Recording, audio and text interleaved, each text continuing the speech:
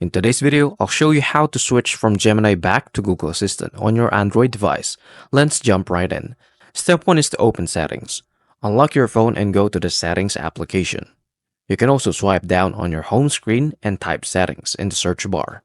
Step 2 is to navigate to Digital Assistant Settings, scroll down and tap on Apps or Apps Notification depending on your device, or just simply go to your Google.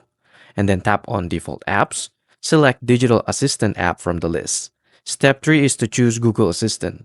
Under Default Assistant app, you'll see a list of available assistant. Select Google Assistant instead of Gemini. Step 4. Confirm your choice. A pop-up will ask you to confirm your selection. Just simply tap OK or Confirm to complete the switch.